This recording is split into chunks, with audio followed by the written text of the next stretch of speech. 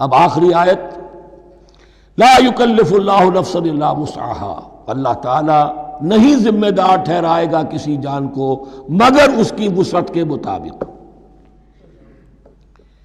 یہ بہت بڑے فضل و کرم والی آیت ہے۔ جیسے میں نے کہا تھا میگنا کارٹا جو ہے انسانی حقوق کا، کہ اجیب دعوت الداع اذا دعان، جہاں بھی مجھے کوئی پکارے، جب پکارے میں اس کی پکار سنتا ہوں، قبول کرتا ہوں۔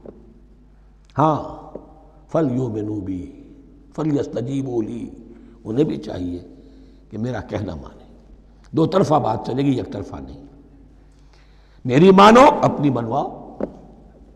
تم دعائیں کرو گے ہم قبول کریں گے، تم ہماری بات نہیں مانتے پھر تمہاری دعا تمہارے منہ پر دے ماری جائے گی۔ کرتے رہو قنوت نازلہ 40 دن کے 80 دن پڑھتے رہو، ڈھاکہ تو بیٹھ ہی جائے گا، بیٹھ گئے۔ یہودیوں سے شکست تو ہو ہی جائے گی، ہو گئی۔ کرتے رہو، حرمین میں پڑھتے رہو قنوت نازلہ، مکے میں پڑھو، مدینے میں پڑھو، پوری دنیا میں پڑھو۔ اللہ کو پیٹھ دکھائی ہوئی ہے، اس کے دین کو پاؤں تلے روندا ہوا ہے، اللہ کے باغیوں سے دوستی ہے۔ کسی نے قبلہ ماسکو کو بنایا تھا اور کسی نے واشنگٹن کو بنایا تھا، تمہاری دعائیں کیسے قبول ہوں؟ لیکن یہ جو آیت ہے یہ اس اعتبار سے بہت بڑی رحمت کی آیت ہے کہ اللہ تعالیٰ کے ہاں وہ اندھے کی لاٹھی والا معاملہ نہیں ہے کہ تمام انسانوں سے محاسبہ ایک ہی سطح پر ہو۔ اللہ جانتا ہے کس کی کتنی وسعت ہے، اور وسعت کن چیزوں سے بنتی ہے۔ آپ کو کوئی اور جین ملے ہیں، مجھے کوئی اور جین ملے ہیں، انہیں کوئی اور جین ملے ہیں۔ یہ جینز، ان جینز کی اپنی اپنی خصوصیات ہیں، خصائص ہیں، پراپرٹیز ہیں، لیمیٹیشنز ہیں۔ آپ کو کوئی اور ماحول ملا، اسے کوئی اور ماحول ملا، اسے کوئی اور ماحول ملا۔ تو hereditary factors multiplied by environmental factors, ان دونوں سے ایک شخصیت کا ہیولہ بنتا ہے انسان کا، جس کو پیٹرن کہتے ہیں ہمارے مستری لوگ۔ جب لوہے کا کوئی شے جو ہے ڈھالنی ہے تو اس کے لیے پہلے مٹی کا یا لکڑی کا ایک پیٹرن بناتے ہیں، انگریزی میں پیٹرن ہے، وہ پیٹرن کہتے ہیں ہمارے مستری لوگ۔ اب آپ لوہا جو ہے اس کو جب اسے کر لیں گے، مائع بنا لیں گے، گلا لیں گے، پھر اس میں ڈالیں گے، وہی شکل ہو جائے گی۔ یہ شاکلہ ہے ہر انسان کا جو بن جاتا ہے۔ قُلْ كُلٌّ يَعْمَلُ عَلَى شَاكِلَتِهِ فَرَبُّكُمْ أَعْلَمُ بِمَنْ هُوَ أَهْدَىٰ سَبِيلًا۔ اس شاکلہ کے اندر آپ کو محنت کرنی ہے۔ اللہ جانتا ہے کس کا شاکلہ وسیع تھا، کس کا شاکلہ تنگ تھا، کس کے جینز اعلیٰ تھے، کس کے جینز ادنا تھے، کس کے ہاں ذہانت زیادہ تھی، کس کے ہاں جسمانی قوت زیادہ تھی۔ جو بھی کچھ اس نے دیا ہے، جس کو وہاں ہم نے رکھا، اس کو وہاں رکھا، اس نے وہاں تعلیم پائی، اس نے یہاں تعلیم پائی، جو بھی انوائرمنٹل فیکٹرز آئے ہیں، جو بھی جینیٹک فیکٹرز آئے ہیں، سب اللہ کے علم میں ہے۔ ان سب کو ملحوظ رکھ کے اللہ حساب لے گا۔ جو شاکلہ ہم نے تمہیں دیا تھا اس میں تم نے کیا کیا؟ ایک شخص کے اندر فرض کیجئے استعداد ہی ہے 20 درجے کی استعداد ہے، اس نے فرض کیجئے 18 درجے کام کر دیا، کامیاب ہو گیا۔ کسی میں استعداد 100 درجے کی تھی، اس نے 50 درجے کیا، ناکام ہو گیا۔ حالانکہ کمیت کے اعتبار سے 50 درجے زیادہ ہے 18 درجے سے، لیکن یہ 18 درجے کا کام وہ کر رہا ہے جس کے اندر استطاعت تھی ہی 20 کی، یا 18 ہی کی تھی، اس نے پوری کر دی۔ اور 50 درجے والا وہ جس کو اللہ نے دے رکھی تھی 1000 کی استطاعت، اس کا وہ 50 بیکار ہو گیا۔ تو اللہ تعالیٰ کا محاسبہ جو ہے انڈیویجول ہے، اس لیے فرمایا گیا کلہم آتی ہے یوم القیامت فردا، ان میں سب لوگ اس دن قیامت کے دن سب آئیں گے اکیلے اکیلے، تنہا تنہا، ہر ایک کا حساب ہوگا وہاں، اور ہر ایک کا حساب ہوگا لا یکلف اللہ نفسا الا وسعها، اللہ ذمہ دار نہیں ٹھہرائے گا کسی بھی جان کو مگر اس کی وسعت کے مطابق۔ البتہ اس کا اب ایک ریورس ہے۔ ہوتا کیا ہے، ہم سمجھتے ہیں دنیا میں تو بھاگ دوڑ کر رہے ہیں، اور دین اجی ہمارے اندر تو استطاعت، دین کے کام کی صلاحیت ہی نہیں ہے۔ دنیا میں دیکھیں بڑے کامیاب تیزی کے ساتھ دوڑ رہے ہیں، کامیاب پر کامیاب، دین ہمارے اندر تو استطاعت نہیں ہے، استعداد ہی نہیں ہے، کیا کریں؟ یہ دھوکہ ہے، سیلف ڈسیپشن ہے۔ استعداد اور استطاعت کے بغیر اور صلاحیت اور ذہانت کے بغیر دنیا میں بھی آپ کما نہیں سکتے، محنت نہیں کر سکتے، کوئی نتائج حاصل نہیں کر سکتے۔ یہ دھوکہ اپنے آپ کو نہ دیجیے، یہ ہے جو کچھ کر سکتے ہو کیجیے، کھودیے اپنی شخصیت کو، کھود کھود کر جو نکال سکتے ہو نکال دیجیے۔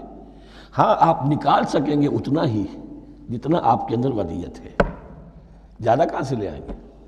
اور اللہ نے کس میں کیا ودیت کیا ہے وہ جانتا ہے، اس کا حساب لینا جو ہے محاسبہ وہ اس پر ہے کہ جو اس نے تمہیں دیا ہے۔ لا، اور یہ مضمون قرآن مجید میں 5 مرتبہ آیا ہے بہت اہمیت کے ساتھ۔ لا یکلف اللہ نفسا الا وسعها لها ما کسبت وعلیہا ما اکتسبت، اسی جان کے لیے ہے جو اس نے کمایا اور اس کے اوپر وبال بنے گا جو اس نے برائی کمائی۔ لیکن لام اور علا، لہا ما کسبت، جو بھی اس نے نیکی کمائی اس کے حق میں ہے، اس کے لیے ہے، اس کا اجر ملے گا، ثواب ملے گا، اور جو بدی کمائی وہ اس پر وبال بنے گا، اسی کے لیے اس کو سزا ملے گی، اسی کے حوالے سے۔ اب وہ آخری دعا آ گئی، جامع ترین اور عظیم ترین دعا ہے قرآن مجید کی۔ ربنا لا تؤاخذنا ان نسینا او اخطانا۔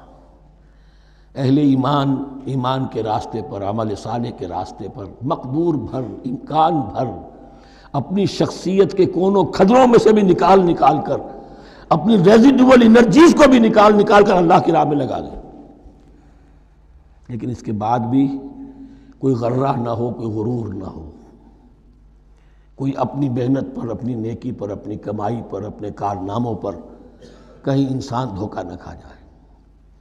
کیفیت کیا رہنی چاہیے؟ وہ یہ ہے تواضع، عجز، انکساری۔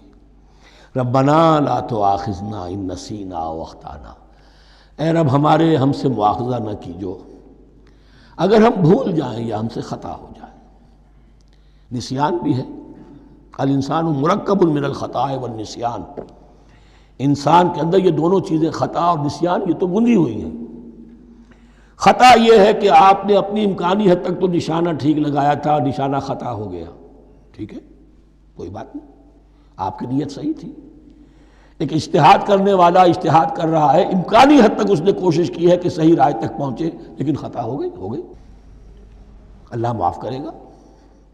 اس نے اپنی امکانی کوشش کی تھی، لہذا اسے ثواب ملے گا۔ مجتہد مخطی بھی ہو تو ثواب ملے گا، مجتہد مصیب ہے، صحیح رائے پر پہنچ گیا ہے تو دوہرا ثواب ملے گا، لیکن مجتہد مخطی ہے تب بھی ثواب ملے گا۔ تو بھول چوک پر، یہ بھول چوک، خطا جو ہے چوک صحیح ہے بالکل لفظ اس کے لیے، چوک جانا، نشانہ چوک گیا۔ تو اے پروردگار جو بھی ہم سے سرزد ہو جائے، غلطی ہو جائے، بھول کی وجہ سے یا خطا کی وجہ سے، اس پر مواخذہ نہ کیجو۔ ربنا ولا تحمل علینا اصرا کما حملتہ علی الذین من قبلنا، اور اے رب ہمارے ہم پر وہ بوجھ نہ ڈالیو جس سے ہم لے کر چل نہ سکیں۔ دیکھیے ایک حمل ہوتا ہے جس سے حمال کا لفظ بنا ہے، جس کو لے کر انسان چلتا ہے، حمال اس بوری کو یا بوجھ کو اٹھا کر چل رہا ہے، جو آپ کی طاقت میں ہے اور جس سے لے کر آپ چل سکیں وہ ہے حمل، اور جو ہو آپ کو بٹھا دے، اسر اس کو کہتے ہیں۔ یہ لفظ سورہ اعراف میں پھر آئے گا، یضع عنہم اسرہم والاغلال التی کانت علیہم۔ حضور کی شان یہ بھی تھی کہ انہوں نے لوگوں کے بوجھ جو ان کی طاقت سے بڑھ کر تھے ان کے کندھوں سے اتار دیے۔ ربنا ولا تحمل علینا اصرا کما حملتہ علی الذین من قبلنا، اے اللہ تو نے بڑے بڑے بھاری بوجھ ہم سے پہلے لوگوں پر ڈالے۔ شریعت بھی پہلے بھاری تھی، بہت سے معاملات ہم نے دیکھ لیے، روزہ ہمارے لیے کتنا آسان کر دیا گیا، رات کو نکال دیا روزے سے، کہہ دیا خاص طور پہ کھاؤ پیو ضرور، سحری ضرور کرو، تسحروا فإن فی السحور برکہ، کتنی آسانی ہے۔ رات میں تعلق زن و شو کی اجازت ہے، وہاں ان کے روزے میں چپ بھی تھا، چپ بھی رہو، نہ کھاؤ نہ پیو، نہ تعلق زن و شو، نہ گفتگو، تو آسانی کی ہے۔ ان کے ہاں یوم سبت کا حکم تھا اتنا سخت، کوئی کام نہیں کرو گے۔ ہمارے ہاں وہ تھوڑے سے وقت کے لیے، اذا نودی للصلاۃ من یوم الجمعۃ فاسعوا الی ذکر اللہ وذروا البیع، اذان سے لے کر اور نماز کے ادا ہو جانے تک ہر کاروبار دنیاوی حرام ہے، لیکن اس سے پہلے اس کے بعد آپ کر سکتے ہیں، تو آسانی ہے۔ ربنا ولا تحمل علینا اصرا کما حملتہ علی الذین من قبلنا، ربنا ولا تحملنا ما لا طاقت لنا به، اور اے رب ہمارے، ہم پر وہ بوجھ نہ ہم پر عائد کیجو، ہم پر ڈالیو جس کی کہ ہمارے اندر طاقت نہ ہو۔ واعف عنا، ہم سے درگزر فرماتا رہے، ہمیں معاف کرتا رہے۔ واغفر لنا، اور ہمیں بخشتا رہے۔ مغفرت کا لفظ جو ہے اس کو سمجھ لیجئے ڈھانپنا۔ مغفر کہتے ہیں خود کو، جو ہیلمٹ پہنا ہوتا ہے تاکہ گولی جو ہے وہ سر پہ لگے تو یہ آپ کو بچا لے۔ مغفر خود پہنتے تھے تلوار کے وار سے سر کو بچانے کے لیے، سر کو ڈھانپا ہوا مغفر سے۔ تو گناہ کو اللہ تعالیٰ اپنی رحمت سے ڈھانپ دے۔ واغفر لنا، ہماری خطاؤں کی پردہ پوشی فرما دے۔ ورحمنا، اور ہم پر رحم فرما۔ انت مولانا، تو ہمارا مولا ہے، والی ہے، ہمارا پشت پناہ ہے، مددگار ہے۔ اللہ ولی الذین آمنوا یخرجہم من الظلمات الی النور فانصرنا علی القوم الکافرین، بس ہماری مدد فرما کافروں کے مقابلے میں۔ انہی الفاظ پر وہ دعا ختم ہوئی تھی جو طالوت کے ساتھیوں نے کی تھی علیہ الصلوۃ والسلام۔ اصل میں یہ دعا اب تلقین کی جا رہی ہے، مرحلہ سخت آ رہا ہے، مرحلہ سخت ہے اور جان عزیز، تاب لاتے ہی بنے گی غالب۔ اب وہ مرحلہ آ رہا ہے، اس کے لیے تیار ہو جاؤ۔ یہ سارا حصہ جو ہے در حقیقت یہ تمہید ہے غزوہ بدر کی۔ بارک اللہ لی ولکم فی القرآن العظیم ونفعنی وإیاکم بالآیات والذکر الحکیم۔